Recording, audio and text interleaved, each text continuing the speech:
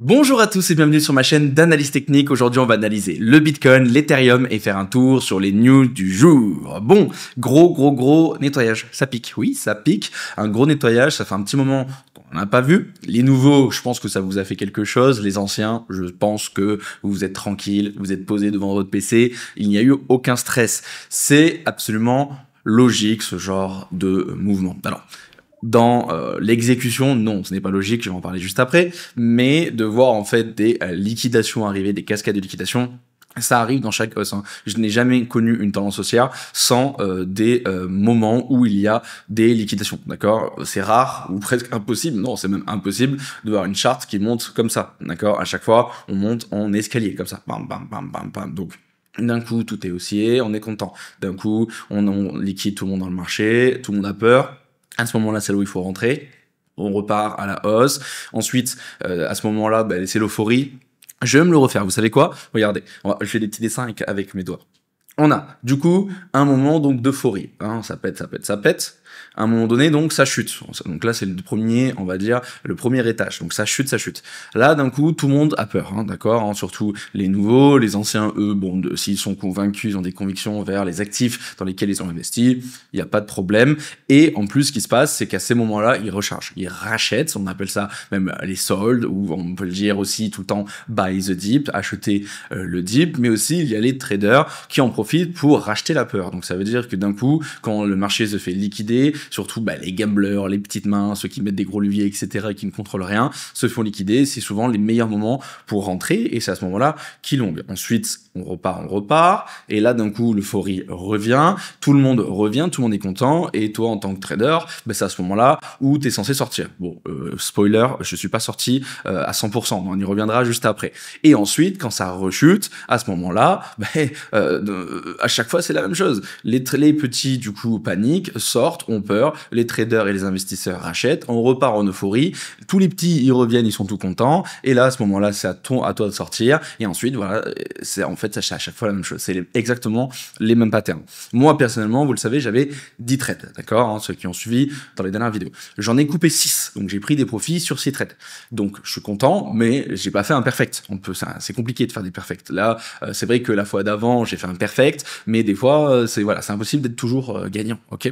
Mais vous avez vu, voilà, donc j'ai quand même coupé 6 trades, j'ai pris des profits sur 6 trades, et il m'en restait 4. Il me restait BTC, Sol, Ethereum et Link. Ensuite, donc là, ceux qui me suivent sur Twitter, vous avez vu qu'hier, je vous ai fait un petit tweet, quand j'ai vu cette chute sur nettoyage, je me suis dit, oula, c'est une aubaine. Pourquoi? Parce que c'est à ce moment-là qu'il faut rentrer. Donc j'ai relancé non pas 6, mais 7 trades, donc là j'ai 7 trades en tout. Je vais vous les montrer juste tout à l'heure, d'accord? Donc je me suis dit, ok, c'est le moment d'acheter. Après, il y a aussi le côté où, c'est vrai que je suis rentré sur un moment qui était assez compliqué. Pourquoi? Parce que on n'achète pas un couteau qui tombe, dans la logique, ok?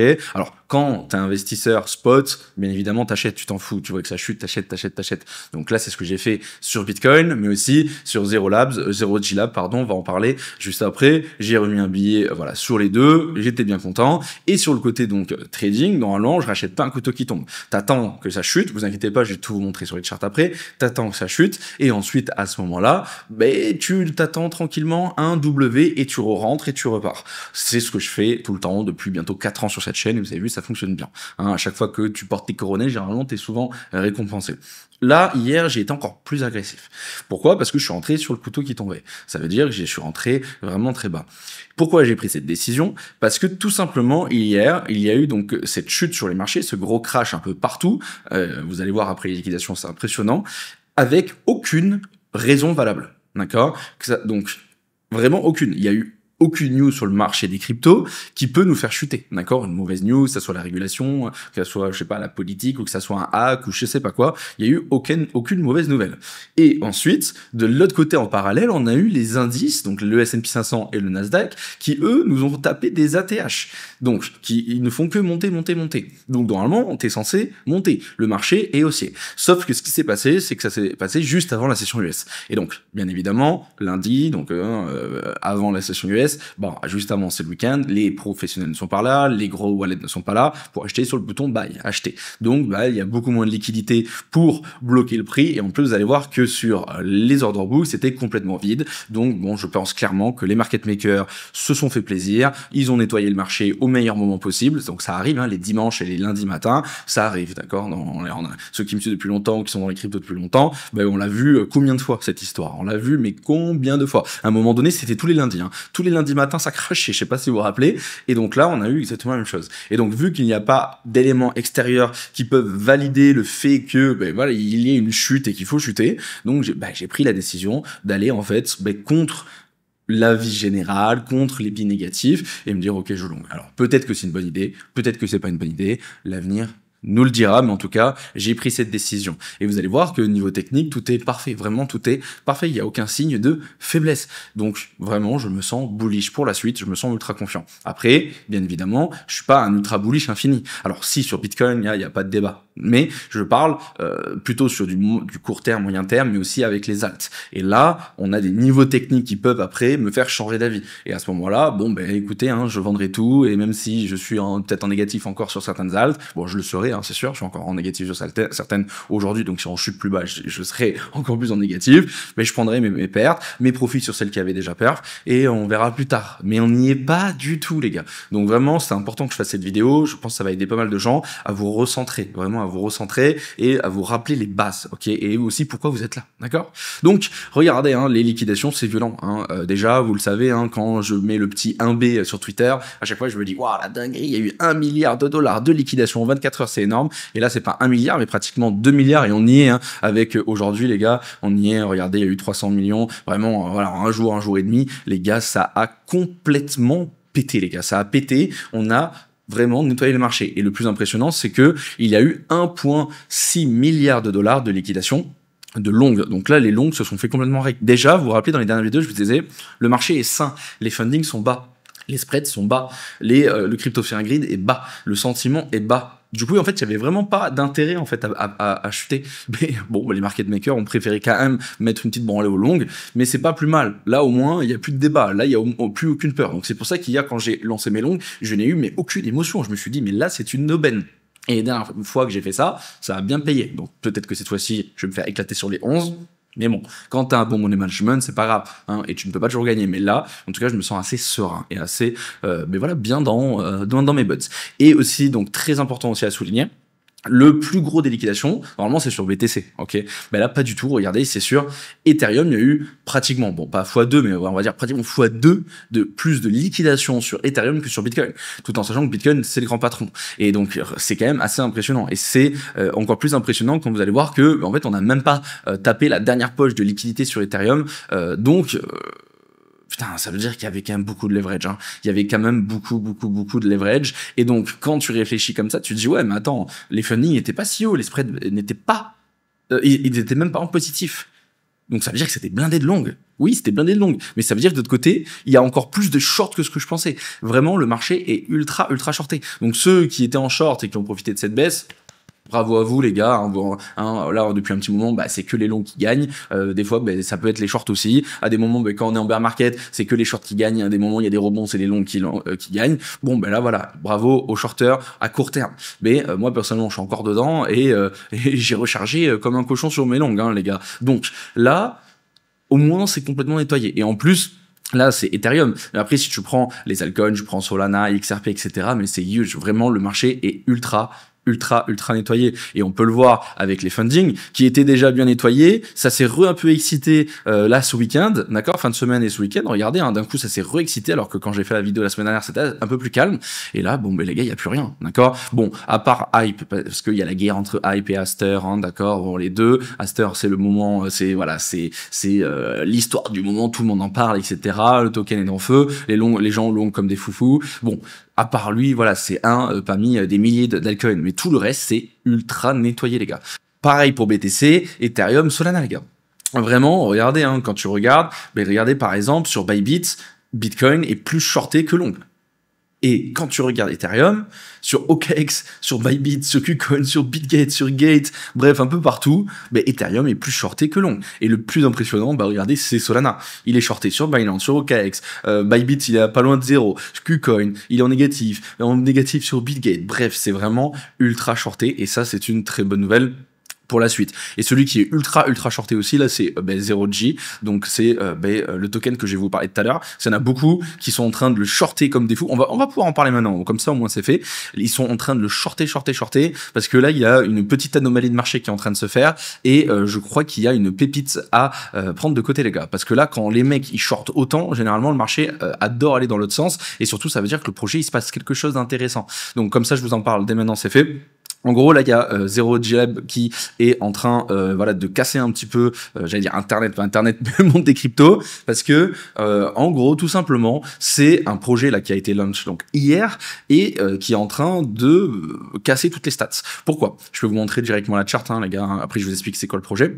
En gros, le projet a été lancé, alors pas le projet, pardon, le token a été lancé hier. Je parle du projet après. Et regardez, donc là, le début. C'est une charte qu'on voit tous les jours dans les cryptos. Donc, il y a le listing, qui est impressionnant, d'accord, parce que tout simplement, il a directement, ça a été quand même capé à plus d'1 milliard de dollars, les gars. Hein, donc, $1 milliard de market cap, c'est énorme pour un projet. En même temps, c'est un projet qui est énormissime. Et donc, on voit qu'il y a une petite hausse et d'un coup, boum, une chute. Parce que énormément d'investisseurs prennent des profits comme à chaque fois au TGE.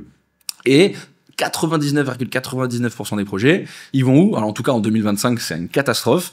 Surtout tout ce qui est private sale et tout ça, c'est une catastrophe. Donc ils chutent et ils continuent de chuter. Et ils chutent et ils chutent et ils chutent et ils chutent et ils chutent et ils chutent. Alors que sur ce projet, regardez, ça a directement repumpé, on a fait un nouveau plus haut. Ensuite, il y a eu un petit moment de calme. Et ensuite, on a refait un nouveau plus haut. Un petit nouveau moment de calme. Et là, je pense qu'il y a une très forte probabilité d'aller encore beaucoup plus haut. Pourquoi? Parce que déjà, c'est un projet qui est ultra solide. D'accord? Vous allez voir tout à l'heure, il y a une hype de fou. Et surtout, en fait, les mecs, ils shortent comme des malades. D'accord? Et c'est vraiment incroyable de voir en fait ce genre de chart en 2025 et ça me rend un peu triste parce que je me dis putain tous les projets dans lesquels on a investi, que ça soit en private sale, que ça soit je sais pas dans toutes les manières possibles inimaginables, on s'est pris de ces branlés et alors que normalement on aurait dû avoir des charts comme ça comme on a eu dans les derniers bull runs. On espère qu'on soit récompensé en fin de Q4, on en reparlera. Donc en tout cas incroyable. Si vous voulez le trouver, il est vraiment partout et surtout en fait c'est un projet listé Binance les gars. Donc quand on parle de Binance, vous savez voilà ce qui se passe après. Et encore une fois, on dit Binance, mais en fait non les gars, parce que quand tu regardes peut-être les 1000 derniers projets qu'ils ont lancés, les gars la plupart ils tombent à l'eau. Donc là c'est vraiment en fait un ovni qui est en train d'apparaître et qui je pense fait trembler pas mal de monde dans l'écosystème. Donc vous pouvez le trouver, voilà, regardez, vous avez tous les exchanges qui sont mis juste ici. Vous pouvez choisir votre préféré bien évidemment. Binance les gars. Je pense qu'il y en a beaucoup qui ont, ou même peut-être BitGate. Donc voilà, ça c'est vraiment une charte qui fait plaisir. Et c'est bien parce que du coup, en fait, là, moi, ce que j'ai fait, contrairement à ce que j'ai fait tout 2024, tout 2025, en gros, on m'a proposé d'investir en avance, d'accord, sur Zero Jab. Et en gros, j'ai pas voulu. J'en avais marre de mettre en private, etc. Et je me suis dit, je vais attendre. Parce qu'en fait, toutes les charts se ressemblent. 99,99% des projets, c'est ça launch, ça chute et ça chute. Et il y en a certaines où c'est vraiment des exceptions, où c'est listé, ça monte, ça chute un peu, et ensuite après ça part super fort. Et en gros je me dis mais pourquoi investir 1 an, 2 ans avant, alors qu'en fait là t'attends le bon moment, t'attends le listing, t'attends que ça chute un peu, tu peux même des fois avoir le même prix ou des meilleurs prix que les investisseurs qui ont investi il y a des années avant, et ensuite tu peux en profiter, et surtout en fait tu peux attendre de voir ce que le marché fait. C'est toujours le marché qui décide, c'est le marché qui décide si un projet performe ou pas, d'accord, c'est pas la personne qui le crée, d'accord, ou c'est pas un exchange, c'est c'est le marché qui décide. Et en fait après si tu vois que si t'as une tendance haussière qui est là, qui commence à être magnifique, vraiment magnifique niveau price action, tu mets un billet, donc c'est pour ça que je suis content d'avoir attendu.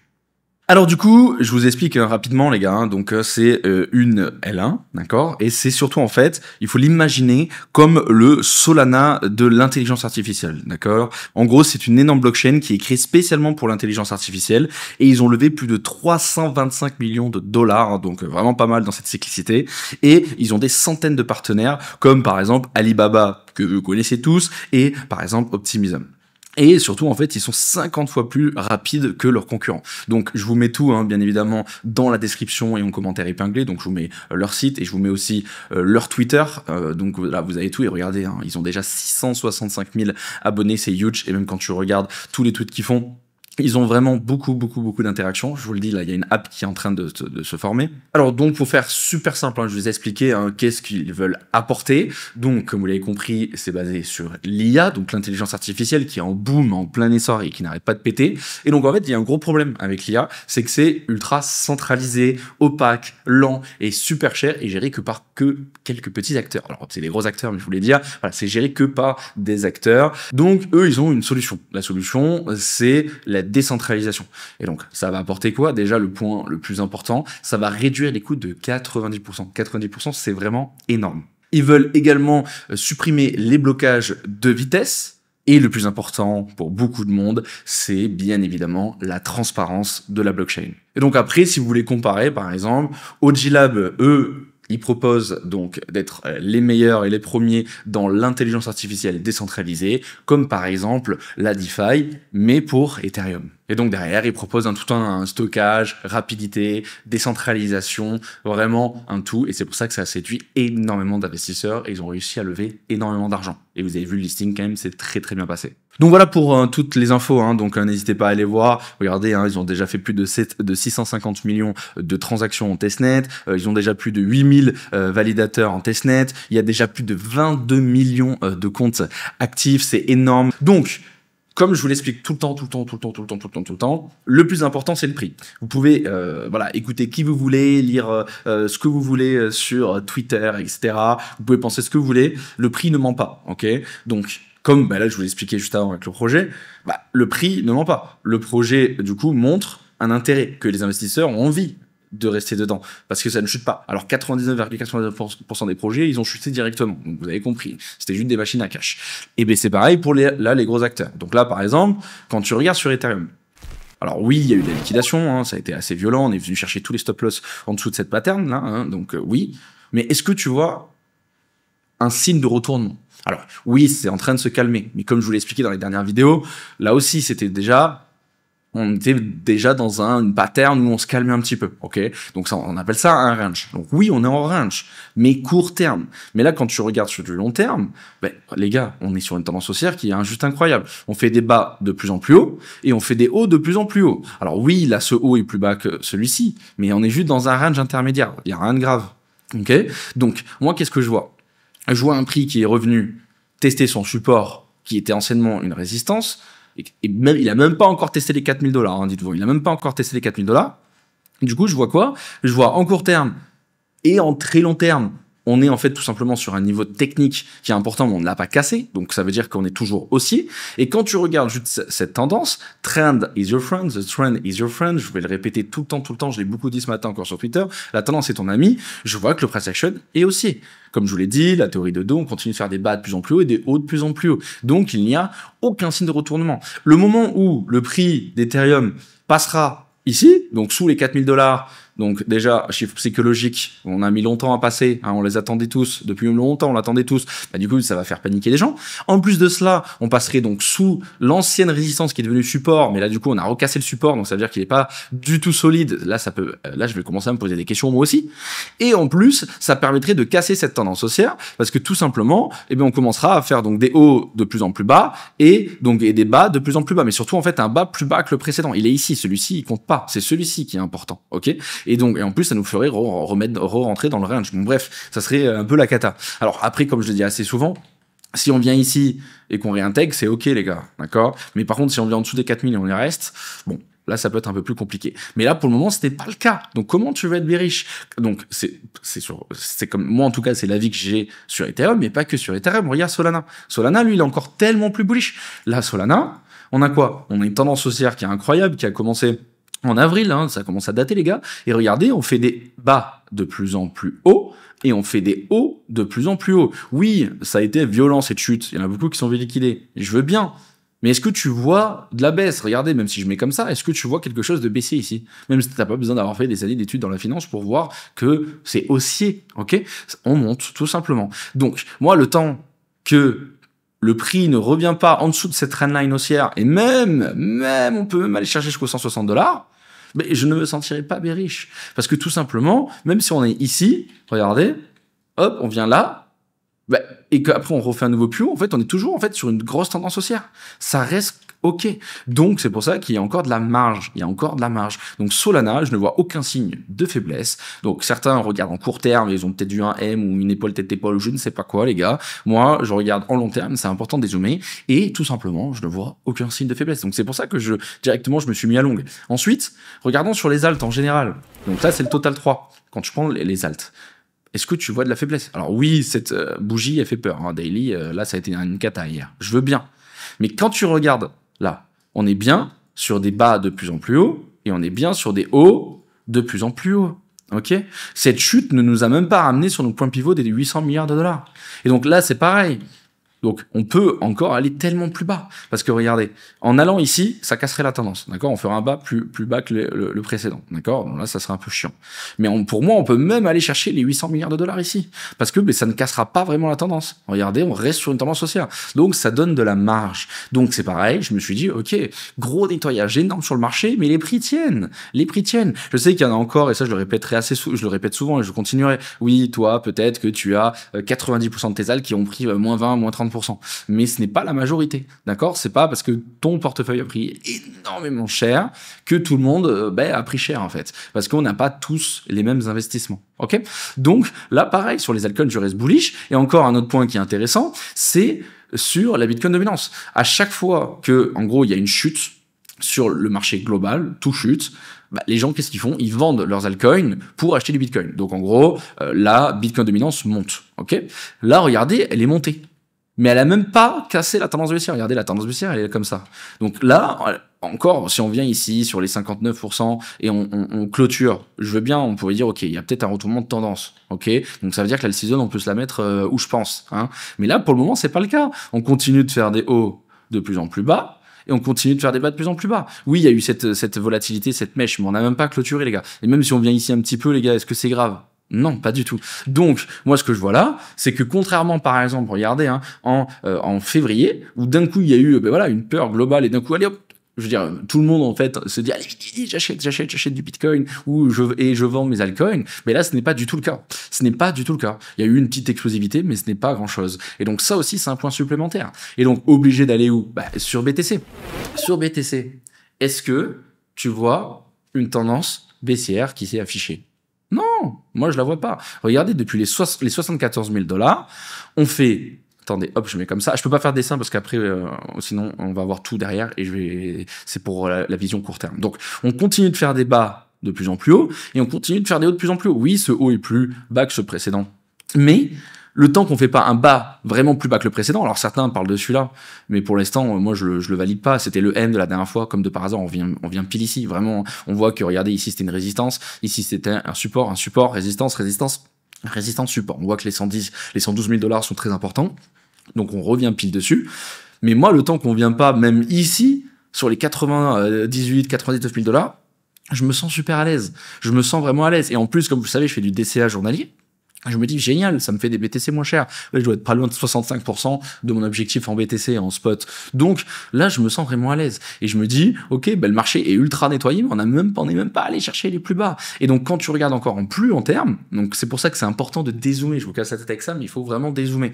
En gros, là, quand tu regardes en weekly, hein, regardez, là, on est en 2022 carrément, mais tu vois quoi? Tu vois des bas de plus en plus hauts, et tu vois des hauts de plus en plus hauts. On est toujours en bull run, les gars, hein. On est toujours en bull run. Et je peux même t'enlever Ishimoku, hein. Je t'enlève Ishimoku, voilà, ça monte. Je t'enlève même Descente, si tu veux, regardez, ça monte. Donc, c'est pour ça que je suis bullish. C'est pas parce que il y en a beaucoup qui me disent, oui, mais t'es un ultra bullish et voilà, tu ne penseras qu'au bull. Ça monte. Non, c'est faux. C'est complètement faux. Parce que, regardez, là, pour le moment, on est sur une tendance haussière. Pour casser cette tendance haussière, il faut donc faire un nouveau plus bas. D'accord? Donc là, on a fait un haut plus bas que le précédent. Ok, mais on est juste en ralentissement. D'accord? On l'avait fait ici, hein, les gars. Et regardez, ça, le bull run, il a continué à péter, hein. Donc là, en fait, ça serait de venir casser ici la tendance. Donc ça veut dire aller en dessous des 100 000 $. Donc les 100 000 $ sont importants. À la fois, c'est un chiffre psychologique. Si on repasse en dessous, bien sûr, ça va faire paniquer. Ensuite, c'est aussi le plus bas qui, en fait, d'ici, donc, de juin, qui nous ferait casser cette tendance haussière long terme. Et aussi, c'est le barreau d'honneur de la Kijun, qui est au niveau des 80 99 359 dollars. Et là, à ce moment-là, je commencerai à me poser des questions. D'accord, hein, même derrière, si on revient ici et qu'on range, d'accord, et qu'on rebondit sur le Kumo et qu'on répète en début d'année prochaine, c'est pas grave, ok. Donc là, vraiment, les gars, je me sens vraiment pas en panique. Si on passe en dessous des 100 000, bien sûr que là, je vais moins faire le malin. Mais pour le moment, ce n'est pas le cas. Donc, oui, c'est dommage. On était au-dessus de la Tenkan et d'un coup, le dimanche, on s'est pris une fessée, voilà, par les market makers. Dommage parce qu'on allait clôturer au-dessus et vous savez que c'était le truc que j'attendais pour être encore plus bullish à 1000%. Mais là, je suis toujours à 100%, vous inquiétez pas. Donc, là, pour le moment, mais pareil, les gars, je ne vois rien de bearish, ok. Ensuite, quand tu regardes encore en plus court terme, je vais mettre avec mes petits dessins, je vais essayer de ramener ça propre. Donc, regardez, ici, donc on avait notre tendance baissière, ok. Donc, bon, je suis pas trop préparé, je suis désolé, hop. Donc, on avait notre tendance baissière, on a cassé notre tendance baissière, vous vous rappelez, nous on est rentré, je vous l'ai dit, sur ces niveaux, d'accord. Donc, je suis toujours en positif sur mon trade sur BTC. Donc, je vous ai dit, ok, c'est un niveau intéressant, parce qu'en fait, c'était la neckline du M-top ici, où tout le monde s'est fait caca dessus, nous on est rentré là, certains sont rentrés un peu plus haut, ok. Bon, c'est vrai que ça fait pas plaisir, parce que on est passé d'une tendance baissière à une tendance haussière, on est venu chercher comme de par hasard parfaitement les points de liquidation de cette touche ici, donc sur les 117 500 dollars, et ensuite on réintègre. Bon, on est venu chercher tous les stop loss qui étaient positionnés ici, même encore plus bas, et regardez, après on a une cascade de liquidation. Hors market, logique, hein. En plein market US, je pense pas que ça en aurait pu aller aussi bas. Et donc, on est venu chercher tout ça, mais on est revenu sur un niveau important, sur les 112 000 dollars. Donc oui, c'est chiant parce que tous ceux qui sont rentrés, par exemple, en même temps que moi ici, bon, c'est un gros swing, mais ça arrive. On peut pas toujours être gagnant très rapidement, ok. Donc là, pour le moment, à court terme, pareil. Moi, le temps qu'on ne repasse pas en dessous des 112, les 112, ça commencerait un peu à m'embêter, parce que ça ouvre la porte donc au 108. Et là, après, moi, je veux plus garder mes trades, hein, parce que là, après, on ira au 100 000, les gars. Mais pour le moment, ce n'est pas le cas. Pour le moment, ce n'est pas le cas. Et après, c'est pareil. Tu vois, ceux qui regardent en court terme, ils disent, ouais, mais là, ça commence à être moche. Mais t'as vu, dès que tu vas en moyen terme, en long terme, c'est encore OK pour moi. OK? Et après, pareil, hein, prochaine target, les 120 000 dollars, c'est la prochaine poche de liquidité, vous allez voir. Et après, ATH. Et avant d'aller voir les poches de liquidité et tout ça, je voulais vous montrer autre chose. Regardez. Comment tu veux être bearish avec un Dixie qui chute? Le Dixie continue de chuter. Donc, on est dans un marché risk on. Et ensuite, regardez, ça c'est encore plus impressionnant. Le S&P 500 continue de faire des ATH et le Nasdaq il est en train d'exploser aussi. Les indices US sont en bull market, plus. Ils sont en train de tout péter. D'accord? Donc, comment tu veux devenir baissier sur les cryptos alors que sur les stocks US, ça explose et surtout sur les sociétés tech. Hein, vous allez voir, il y a des investissements, ils font tous des investissements entre eux, j'ai l'impression ils se font tous pumper entre eux. Et du coup, voilà, comment tu vas être bearish? Donc là, on est dans une situation qu'on a vue et revue, où, en gros, les stocks se montent en premier, et ensuite, il va avoir une petite pause et l'argent va aller dans les cryptos. Pas tout, mais une partie. Parce que les mecs, ils ont fait des gros profits, ils ont envie d'aller se risquer un petit peu plus dans le marché le plus à risque, donc dans les cryptos. Donc, moi, c'est le plan que j'attends. Donc, le temps que le S&P 500 et le Nasdaq, monte, moi, je reste bullish. Ensuite, on va voir quand il va ralentir, si l'argent va aller dans les cryptos, c'est bien. Par contre, si l'argent ne va pas dans les cryptos et que ça commence à chuter sur le S&P 500 et le Nasdaq, là, ça va être compliqué. J'aurai plus d'arguments, d'accord? Des arguments pour moi et des arguments pour vous, ok? Parce que tout ce que je vous dis, c'est ce que moi, j'utilise pour moi-même, ok? Donc, là, comment être bearish, tout simplement. Pareil, aussi très important, je l'ai dit ce matin sur Twitter, là, il y a une grosse erreur que beaucoup de gens font. Et c'est pour ça que la majorité des gens sont perdants sur les marchés financiers, d'accord? Là, les gens se disent, ouais, mais attends, mais Alan, ça fait que pumper, ça ne s'arrête pas. Ça monte sans arrêt. C'est impossible qu'on aille plus haut, c'est une bulle, ça va péter les gars, ça va péter. Du coup, moi je commence à shorter, ou je sais pas, vous changez de camp. Bon, après vous faites comme vous voulez, hein. Moi je fais pas de conseil d'investissement, juste je vous raconte mon expérience sur les marchés.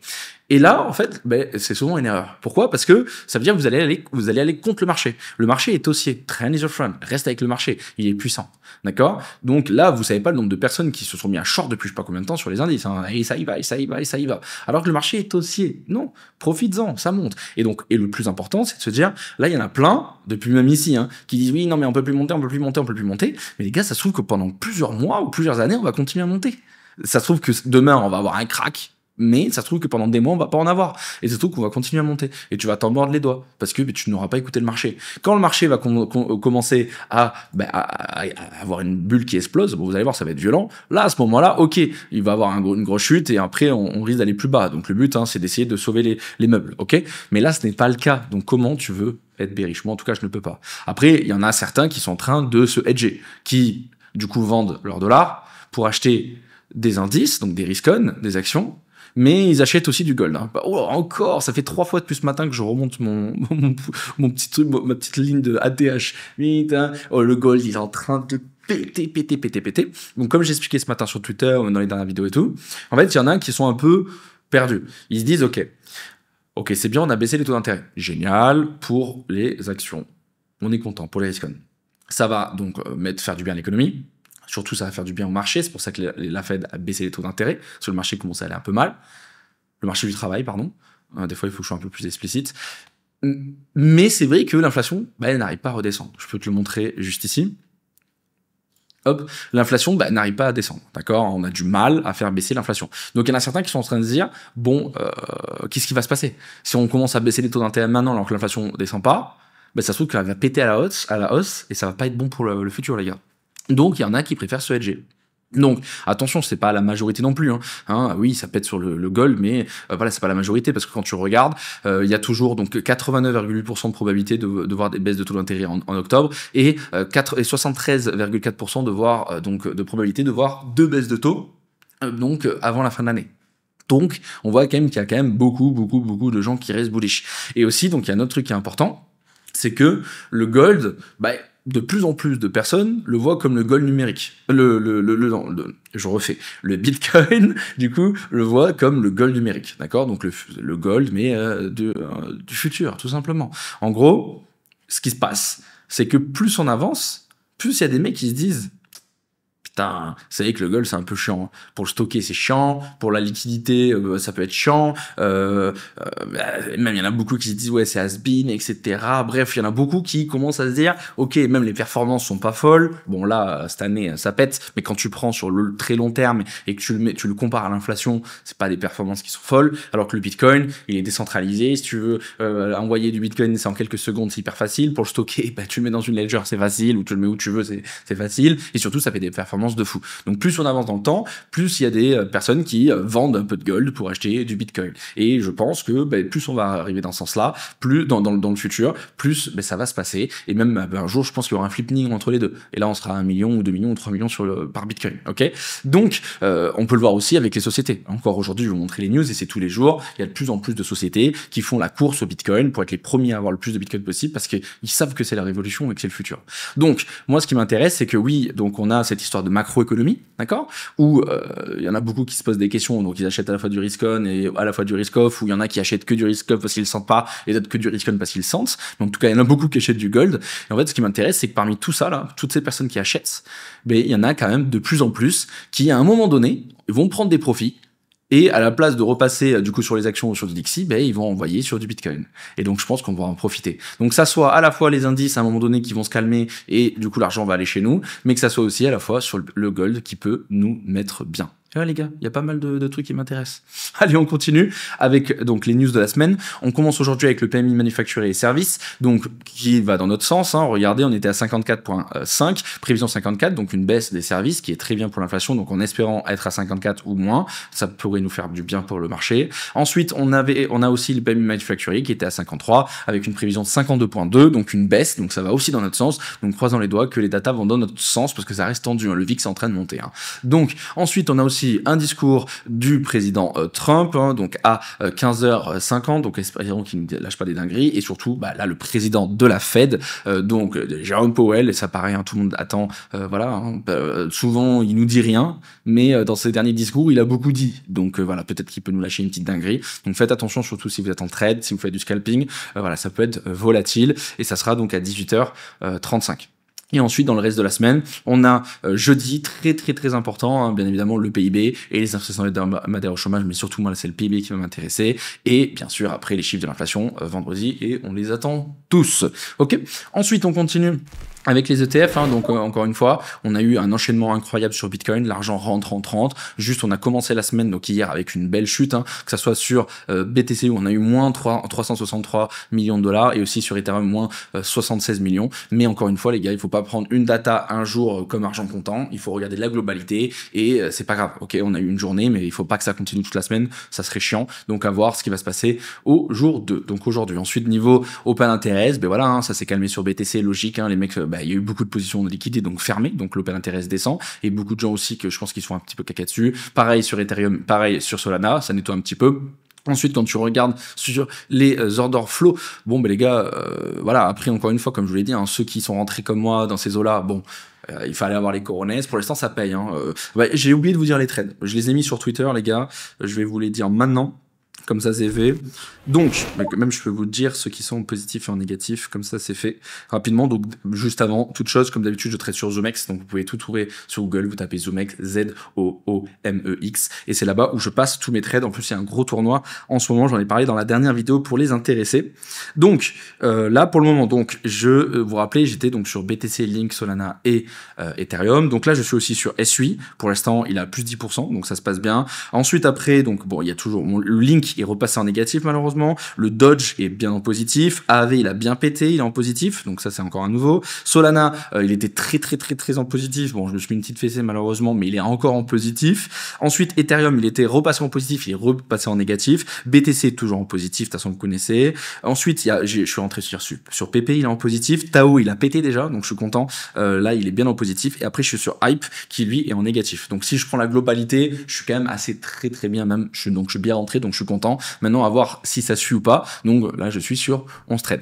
Ensuite, donc, comme je vous l'ai dit, hein, ceux qui veulent attendre un petit peu, ce que je peux comprendre, voilà où moi je rentrerai en mode safe. Déjà, moi j'attendrai de repasser donc les 113 500. D'accord, 113 500 $. Pourquoi? Parce que, mais comme vous voyez, on était en tendance baissière, des hauts de plus en plus bas et des bas de plus en plus bas en court terme, donc grosse liquidation. Et en fait, là, ça marquerait un bottom, d'accord, où on passe de faire des M dans des M dans des M à d'un coup, on fait un W. Donc ça serait un bottom. Donc attendre les 13 500. En plus de cela, ça permettrait aussi voilà d'avoir peut-être un open interest qui vient faire aussi un W ici, donc ça serait intéressant parce que la série qui donne pas très envie niveau hype, mais aussi on peut voir sur l'OBV où ça, donc on a eu une chute et d'un coup on voit que ça se réveille, d'accord, on a fait un nouveau plus haut par rapport ici, donc allez encore un nouveau plus haut pour pouvoir valider, ça serait pas déconnant et on le fera en passant les 113 500. Ensuite bon, spread en négatif, funding très bas, donc ça par contre c'est super génial.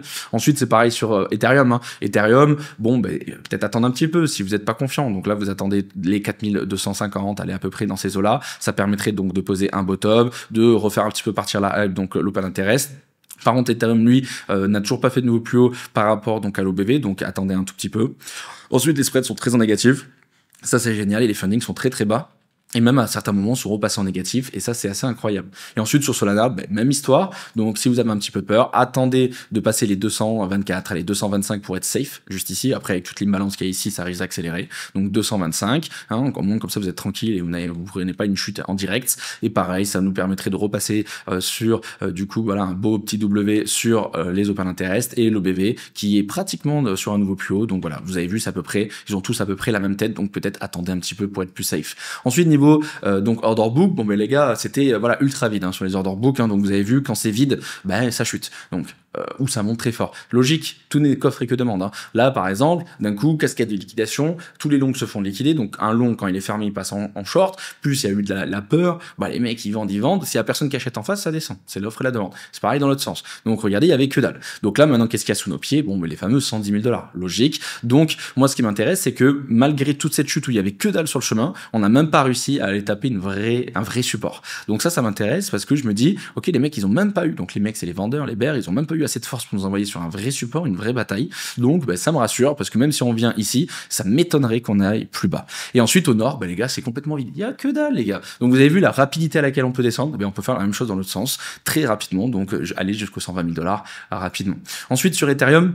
Alors, ouais, ça bug un petit peu. Non, c'est bon. Ethereum, lui, par contre, il avait un peu plus de défense, mais on les a complètement brisés. Hein. Donc, il y a eu plus de volatilité. Pourquoi? Non pas parce qu'il y a eu plus de ventes en soi ou plus de peur. C'est à cause de quoi?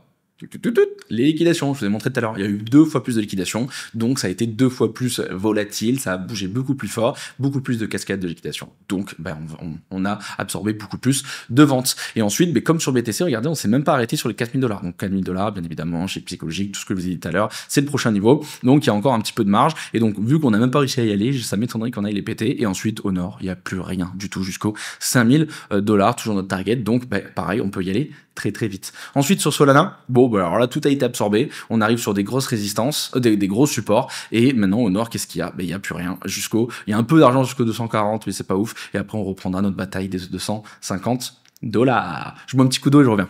Ok, désolé si je vais vite. Là, je parle vraiment super vite parce que j'ai paddle dans 30 minutes, donc il faut pas que je sois en retard. Ah oui, et au passage, du coup, ça sera la seule vidéo de la semaine. Je reprendrai la semaine prochaine parce que je pars pour aller voir un FIP paddle pour voilà, les mecs qui aiment bien ou les filles qui aiment bien le paddle. Donc voilà, un gros FIP en Thaïlande, donc j'ai profité.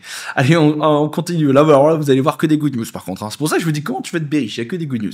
Donc on a Nubank, la plus grande banque digitale d'Amérique latine quand même, qui intégrera des stablecoins indexés sur le dollar hein, dans les transactions par carte de crédit d'ici la fin d'année. C'est huge hein, comme news les gars, une banque qui va te permettre donc de payer grâce à des stablecoins donc avec tes cartes de crédit. Je trouve ça complètement fou les gars. Donc en plus c'est quand même la plus grande banque digitale d'Amérique latine les gars. C'est huge. Donc ça voilà une belle avancée qui fait plaisir. Ensuite on a les fameux Vanguard hein, bien évidemment. Mais c'était sûr que ça allait arriver. Ils ont mis 50 millions dans Metaplanet.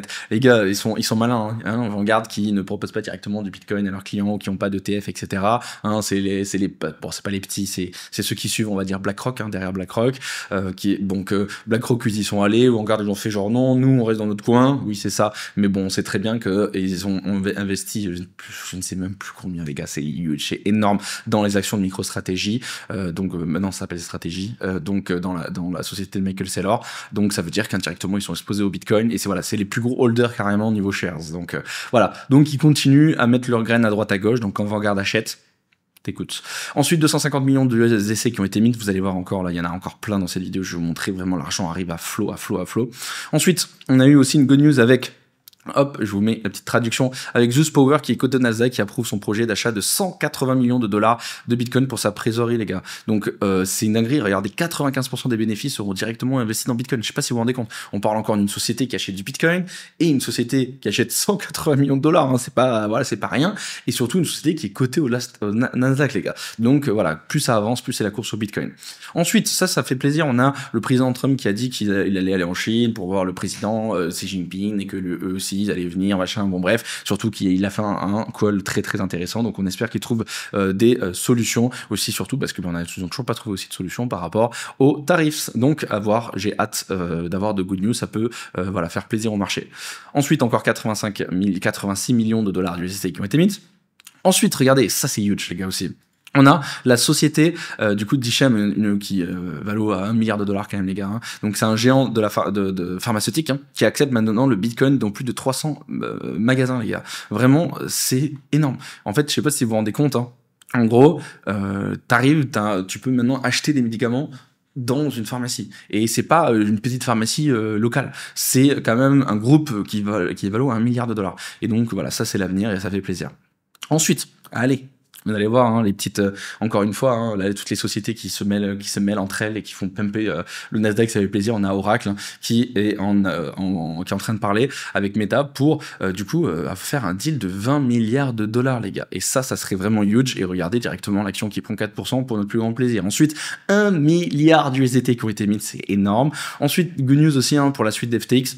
Donc ils vont encore donc distribuer 1,6 milliard de dollars donc le 30 septembre, donc ça fait plaisir hein, donc à chaque fois donc il y a des ils ont pas tout reversé d'un coup, donc hein, ils font petit à petit, bon là on parle en coup de milliards, mais comme vous le savez, hein, ils vont du coup redistribuer à des gens qui étaient dans la crypto. Certains sont dégoûtés, ne vont peut-être pas remettre dans la crypto, mais il y en a beaucoup qui vont remettre dans la crypto, et du coup ça peut ramener de l'argent dans notre écosystème pour notre plus grand plaisir. Ensuite, le ministère russe des Finances a versé avec succès son tout premier salaire en rouble numérique les gars. Donc ça pareil, hein, c'est vraiment pareil, c'est le futur, donc ça fait plaisir, surtout on parle de la Russie les gars, donc quand tu vois que même la Russie embrasse la blockchain, les cryptos, etc. Ça fait toujours plaisir. Ensuite, on a le président Trump. Donc là, c'est pareil. La Russie l'avait dit. Hein, la Russie avait dit peut-être que les États-Unis vont peut-être essayer d'utiliser le Bitcoin pour rembourser leurs dettes. Et regardez ce que dit Trump. On dirait que c'est fait exprès pour les narguer. Il a dit peut-être que nous rembourserons notre dette de 35 000 milliards de dollars en leur remettant un petit chèque en crypto-monnaie. Nous leur donnerons un peu de Bitcoin et nous anéantirons nos 35 000 milliards de dettes. Non mais les gars, c'est une dinguerie de dire ça. Donc vraiment, c'est super bon pour l'écosystème. Je ne sais pas comment ne pas être bullish. Ensuite, on a Toyota, BYD et Yamaha qui acceptent désormais les paiements en USDT en Bolivie. Vraiment, c'est vraiment énorme les gars. Donc encore une fois, tu vas acheter ta moto, ta voiture, tu peux l'acheter en crypto les gars. Et plus ça en avance, plus ça arrive dans notre quotidien pour notre plus grand plaisir. Donc et en plus la Banque centrale de Bolivie a rapporté que les transactions de paiement crypto ont atteint 430 millions de dollars au cours des 12 mois suivant donc la levée de son interdiction des cryptos en 2024, soit une augmentation de 630% d'une année sur l'autre. C'est énorme. Ensuite, encore 250 millions de dollars d'USDC qui ont été mint. Ensuite, notre cher Michael Saylor qui nous a encore fait son tweet du dimanche en nous faisant comprendre qu'il a acheté du Bitcoin. Bon, ça pas énorme. Il a acheté pour à 100 millions de dollars, donc 99,7 millions de dollars. Mais bon, ça fait toujours plaisir. Hein, il a acheté des bitcoins à plus cher que ce qu'il vaut aujourd'hui. Donc voilà, ça va encore le motiver encore à mettre un gros billet cette semaine pour buy the dip. Hein, c'est les soldes pour lui. Ensuite, ça c'est énorme. Metaplanet, putain, la société japonaise qui n'arrête pas vraiment. Et là, ils ont acquéri pour 5419 bitcoins, les gars. On parle de 632 millions de dollars à un prix moyen d'achat de 116 724 $. C'est juste énorme. Là, quand tu vois ça, tu te dis, s'ils achètent autant à 116 000 $, c'est pas pour vendre à 112, les gars. Hein. Donc là, pareil, je vois pas comment tu peux être bearish. Ensuite, on continue, voilà, hein, petite peur, bien évidemment, sur les marchés. Hein. Ensuite, la société, encore, ils ont encore envoyé la quicheta, là, ils arrêtent pas. La société française cotée en bourse Capital B ont acheté donc pour 54 millions de dollars. Donc vraiment, ça fait plaisir. Ensuite, encore 250 millions d'USDT, encore 250 millions d'USDT qui ont été mint, incroyable. Donc là, c'était l'annonce pour mes trades. Ensuite, voilà, la peur qui continue. On est même repassé en peur sur les indices, hein, sur le Crypto Fear and Greed, les gars. Donc ça veut dire que le marché a peur. Et quand le marché a peur, qu'est-ce qu'on fait? On l'achète. Ensuite, ça aussi, c'est huge, hein, Strive qui annonce une fusion entièrement en action avec Semler Scientific, ainsi que l'achat de 5816 bitcoins supplémentaires pour 675 millions de dollars. Après la fusion, la société combinée détiendra 10 900 BTC. Non, c'est huge, les gars. Ensuite, encore 1 milliard d'USDT qui ont été mint. Ensuite, Satoshi pour certains. Hein, donc il y en a certains qui pensent Satoshi. Hein, j'en parle de temps en temps, d'Ambac, qui nous fait un petit conseil en investissement qui fait toujours plaisir. Les baisses servent à transférer des bitcoins des mains faibles vers les mains les plus fortes, et ça c'est ce que je vous ai exactement expliqué en début de vidéo. Ensuite, donc comme je vous l'ai dit, les actions en ce moment se mettent bien entre elles et on dit oui. Donc l'action Nvidia dépasse les 180 $ par action après avoir annoncé son intention d'investir jusqu'à 100 milliards de dollars dans OpenAI dans le cadre du développement d'un centre de données. C'est juste énorme. Et vous avez vu, le Nasdaq a pété. Hein. Donc ensuite, pareil, regardez, on a le CIO de Bitwise, hein, Matt Hougan, qui a dit qu'il affirme en fait que le Bitcoin va doubler dans les bilans des entreprises au cours de l'année prochaine. La vague d'adoption par les entreprises ne fait que commencer et je pense qu'il a été mignon, il a été encore soft dans ses mots parce que je pense que ça va être beaucoup plus que le double et surtout n'oublions pas toutes les sociétés qui n'ont pas investi qui vont s'y mettre dans pas longtemps. Ensuite, encore 99 millions d'USDT mint et encore 250 millions d'USDT et encore 99 millions d'USDT qui ont été mint.